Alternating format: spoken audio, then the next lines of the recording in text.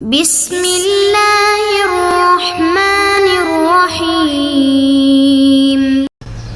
بسم اللہ الرحمن الرحیم الحمدللہ رب العالمین والصلاة والسلام علی رسولہ محمد وآلہ واصحابہ اجمعین اما بعد۔ درس نمبر 132۔ آج کے سبق کا عنوان ہے راویوں کی تعدیل کے مراتب۔ جرح و تعدیل کے مباحث ذکر ہو رہے تھے اور اس کے ضمن میں جرح کے مراتب اور تعدیل کے مراتب حافظ ابن حجر رحمۃ اللہ ذکر فرما رہے ہیں۔ پچھلے سبق میں ہم نے جرح کے مراتب کا ذکر کیا تھا،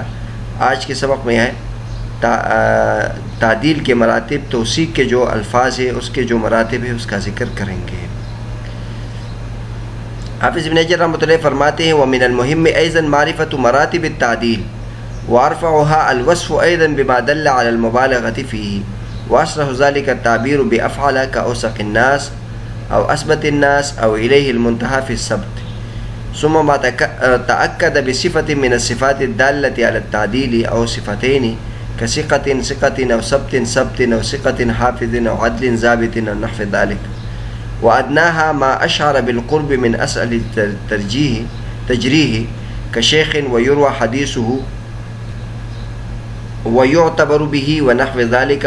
وبين ذلك مراتب لا تخفى، او الیہ المنتہا فی السبت، یا درستگی میں یہ اپنے انتہا کو پہنچا ہوا ہے، یعنی سب سے زیادہ درست اور عادل ہے۔ تو اس قسم کے الفاظ یہ سب سے زیادہ بلند الفاظ ہوں گے۔ پھر اس کے بعد دوسرے نمبر پر وہ الفاظ ہوں گے جو جس میں کسی صفت تعدیل کی جو صفت ہوتی ہے اس کی تاکید لائی جائے، تعدیل پر دلالت کرنے والی صفات میں سے کوئی صفت کو مؤکد کر کے ذکر کیا جائے، تاکید کے ساتھ ذکر کیا جائے، یا دو صفتیں ذکر کی جائے، جیسے ثقۃ ثقۃ، کسی شخص کے بارے میں کہنا ثقۃ ثقۃ، اب توثیق کی تاکید کی دو مرتبہ اس کے لیے ثقہ کا لفظ ذکر کیا، یا بعض کے ساتھ ثقۃ ثقۃ ثقۃ 3-4 مرتبہ ذکر کیا جاتا ہے، یا سبت سبت، یا الفاظ تبدیل کیے جاتے ہیں، ثقۃ حافظ حجت یا عدل حافظ۔ اس قسم کے الفاظ جو تعدیل کے الفاظ ہیں اس کو اگر بار بار کسی کے لیے ذکر کیا جائے تو یہ پھر دوسرے نمبر پر اعلیٰ درجہ ہو۔ اور حافظ ابن حجر رحمۃ اللہ کے بارے میں جیسے پچھلے سبق میں بتایا تھا کہ جرح و تعدیل کے جو جتنے بھی مراتب ہیں سب ذکر کرنا مقصود نہیں ہے، بلکہ اختصار کے ساتھ ذکر کرنا مقصود ہے، اسی لیے سب سے جو اعلیٰ قسم ہے وہ بھی ذکر کی اور سب سے جو ادنا قسم ہے وہ بھی ذکر کر رہے ہیں کہ سب سے ادنا وہ ہے جو وَأَدْنَاهَا مَا أَشْعَرَ بِالْقُرْبِ مِنْ أَسْهَلِ التَّرْجِيحِ، جو ادنا ہے وہ جو جرح کے سب سے کمزور قسم ہے اس کے جو قریب ہو وہ توثیق کا سب سے کمزور قسم ہوگی۔ وَأَدْنَاهَا، اور توثیق کا جو ادنا و کمزور مرتبہ ہے وہ ہے جو اس بات کی خبر دے کہ وہ جرح و تعدیل کے جو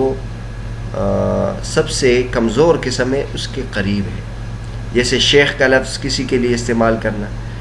محدث تمام محدث کے لیے شیخ کا لفظ استعمال ہوتا ہے، لیکن شیخ کا جو لفظ ہے یہ تعدیل کے بارے میں صریح نہیں ہے، بلکہ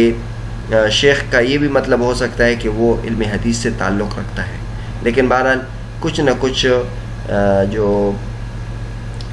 تعدیل کی خبر دیتا ہے کہ علم حدیث کے ساتھ لگاؤ ہے۔ اسی طرح یروى حدیث، اس کی حدیث روایت کی جا سکتی ہے، یا یعتبر بھی یہ معتبر ہے۔ اس قسم کے الفاظ یہ کمزور مراتب ہے۔ پہلا جو درجہ ہیں جو سب سے اعلیٰ ہیں، اور ادنا جو درجہ ہے ان کے درمیان پھر کئی مراتب ہیں جو کسی سے مخفی نہیں ہے۔ حافظ ابن حجر رحمۃ اللہ علیہ نے اس مختصر کتاب میں تمام مراتب ذکر نہیں کیے، البتہ خلاصہ کے طور پر سب ذکر کر دیے۔ ہم نور الدین اطہر صاحب کی حاشیے سے صراحت کے ساتھ تفصیل کے ساتھ یہ ذکر کرتے ہیں۔ نور الدین اطہر صاحب فرماتے ہیں لم يستوفي المصنف رحمہ اللہ مراتب الجرح والتعدیل مراعاة للاختصار ونوردها تامة فيما ياتي۔ حافظ ابن حجر رحمۃ اللہ نے جرح و تعدیل کے مراتب مکمل ذکر نہیں کیے اختصار کے پیش نظر، ہم اس کو تمام ذکر کرتے ہیں در ذیل میں۔ تعدیل کے مراتب، پہلا جو مرتبہ ہے وہ شرف و منزلت کے اعتبار سے سب سے بلند مرتبہ ہے، وہ صحابہ کرام کا مرتبہ ہے۔ یہ نور الدین عطر صاحب نے بہت اچھا اضافہ کیا ہے۔ سب سے جو تعدیل کا بلند مرتبہ ہے وہ صحابہ کرام کا مرتبہ ہے۔ کسی راوی کے بارے میں یہ ثابت ہونا کہ یہ صحابی ہے تو یہ بھی تعدیل کا کلمہ ہے، اس کے لیے پھر اضافی کلمات کی ضرورت نہیں ہوگی کہ صحابی ہے یہ ثقہ ہے، بس جو صحابہ کرام ہے اس کے ساتھ جرح و تعدیل کی کتابوں میں یہ ذکر کیا جاتا ہے کہ یہ صحابی ہے۔ دوسرا جو مرتبہ ہے وہی ما جاء التعدیل فیہ بما يدل علی المبالغۃ، کہ جس میں تعدیل مبالغے کے الفاظ کے ساتھ آئی ہو، جیسے اوثق الناس الیہ المنتہی فی التثبت لا اعرف له نظیرا، سب سے زیادہ ثقہ ہے، لوگوں میں سب سے زیادہ ثقہ ہے، درستگی میں سب سے انتہا کو پہنچ چکا ہے، یا تعدیل میں سب انتہا کو پہنچ چکا ہے۔ لا اعرف له نظیرا، مجھے اس کا نظیر معلوم نہیں ہے، اس کی مثل معلوم نہیں ہے۔ تیسرا جو مرتبہ ہے کہ اس میں توثیق کے لفظ کو مکرر کر کے ذکر کیا جائے، تو یا تو ایک جیسے الفاظ ہوں گے وہی لفظ کا اعادہ ہوگا، اور یا پھر الفاظ مختلف ہوں گے، جیسے ثبت حجت اور ثقۃ ثقۃ۔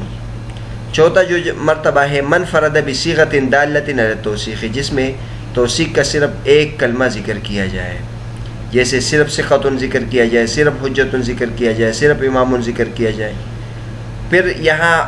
نور الدین عطر صاحب فرماتے ہیں کہ اس میں حجت کا جو لفظ ہے یہ ثقہ سے زیادہ قوی ہے، یعنی ثقہ میں صرف یہ ہے کہ وہ عادل ہے اور ثقہ راوی ہے، اور حجت میں یہ بیان کرنا بھی ہے کہ ثقہ ہونے کے ساتھ ساتھ یہ مقبول بھی ہے، یعنی حجت بھی ہے۔ پانچواں جو مرتبہ ہے لیس بہ باس صدوق مامون محلہ الصدق، لیس بہ باس، اس میں کوئی جرح نہیں ہے، یا صدوق درمیانے درجے کا ثقہ ہے، مامون محفوظ ہے،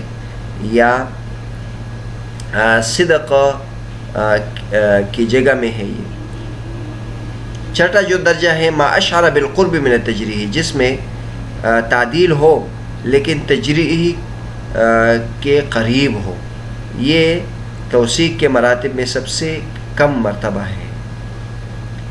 جیسے کسی کے بارے میں کہنا لیس ببعید من الصواب، درستگی سے زیادہ دور نہیں ہے۔